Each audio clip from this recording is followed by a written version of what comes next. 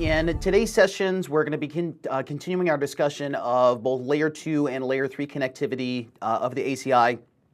We're first going to talk about some ways that we can connect to external Layer 2 networks, and mainly this is designed for a migration scenario where you have some sort of brownfield deployment, like you have an existing data center, maybe Nexus 7K, 5K, 2K type design, and then you're trying to migrate in the ACI fabric. So we need some sort of way to connect the quote-unquote legacy portion of the Layer 2 network into the ACI fabric.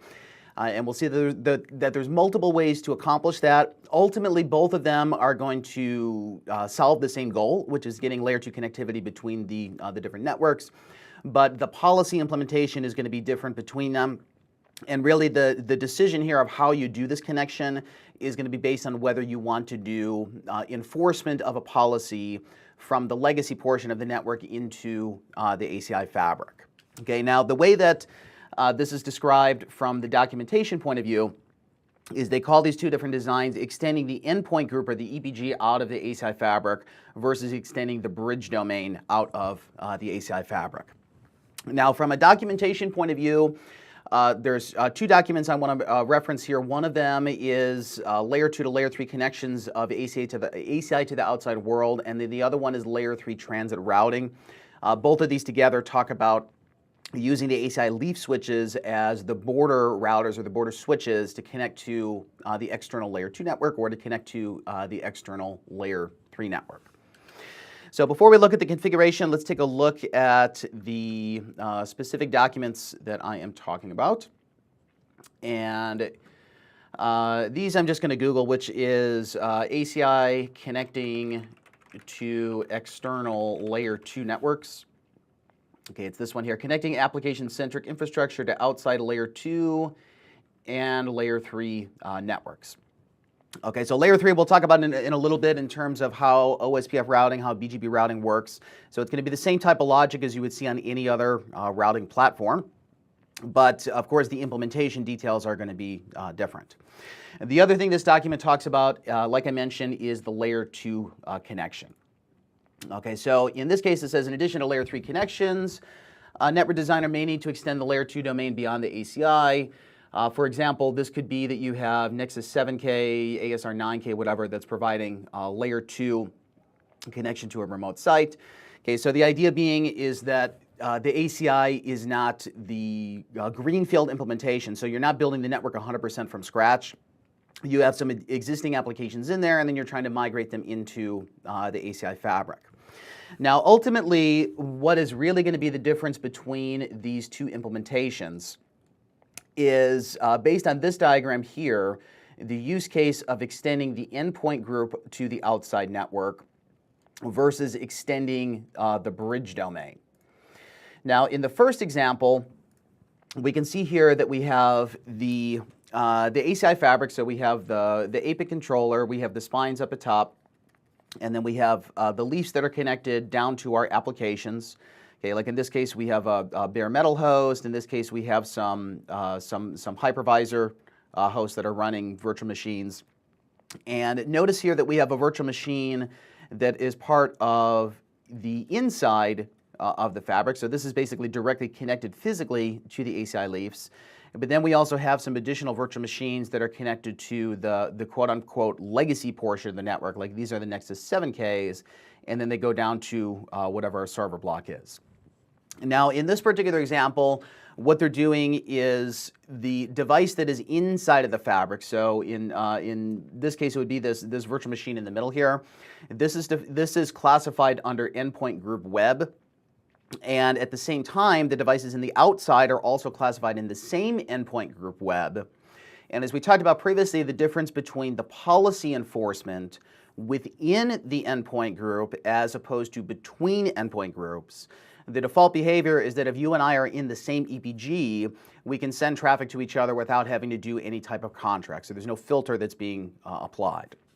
And that's ultimately what the goal here is, that we're trying to get IP communication between these virtual machines on the outside and the virtual machines on the inside, but we don't want to have to apply a contract onto them. So we just want unfiltered traffic to be able to go between the different endpoints.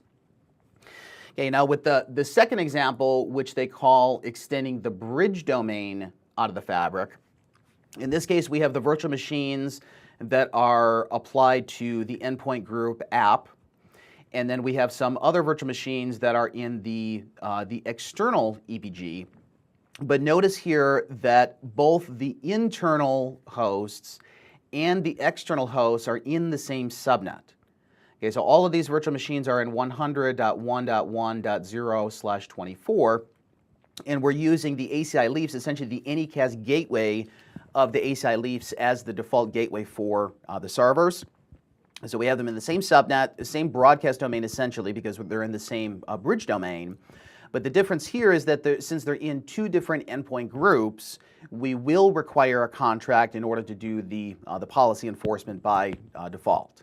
So we'd have to configure a filter that says I want to permit port 80, port 443, whatever the actual application is using, and then we would have to specify who's the provider, who's the consumer, potentially both directions if we want to go east-west and west-to-east traffic for these particular servers.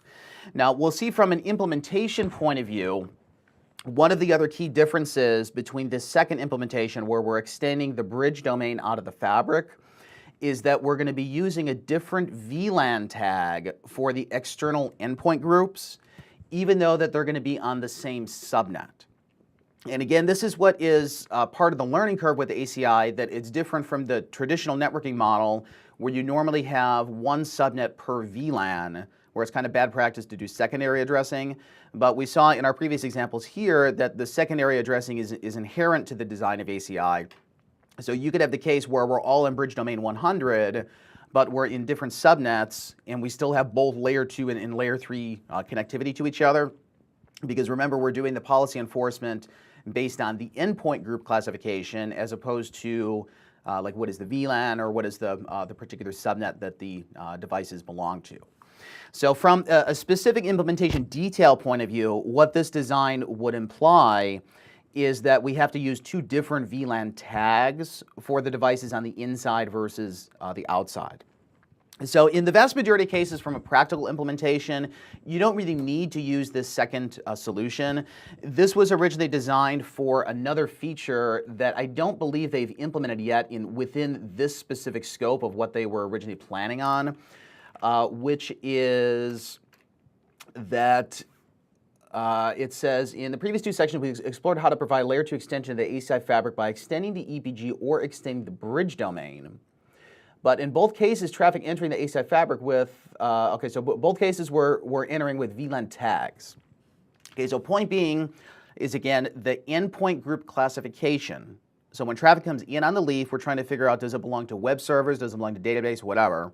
The way we're doing that is based on the VLAN number that is in the .1Q header, basically the trunking tag that's coming in on the port. Now, the difference, though, is that in this design, theoretically, is that you would be able to support a remote VXLAN tunnel endpoint, which would allow you to do the classification based on a VXLAN tag as opposed to a VLAN tag. And we'll talk about that a little bit later when we're looking at the virtual machine integration, and we're talking about the difference between the distributed virtual switch in like VMware ESXi and the application virtual switch, the AVS, which is the Nexus 1000V. But in our particular case, the end result of these implementations is really going to be the same. It just ultimately depends on, do we want to have to apply the policy between the endpoints in order to allow the traffic flow to go through. And you can see on this document there's a table here somewhere towards the end here that it compares them. Okay, so what's the use case of extending the EPG versus extending the bridge domain? In this case of the functional difference is that the policy model, when we're extending the EPG out of the fabric, it's going to have the same policy as whatever the devices are inside of the fabric. Okay, but when we're extending the bridge domain, we have two different EPGs, which means that we have to apply a policy that is going between them, at least by default. And as we saw, you can turn the policy enforcement off globally for the VRF, but normally you don't do that because filtering is meant to be inherent to the, the features of the system.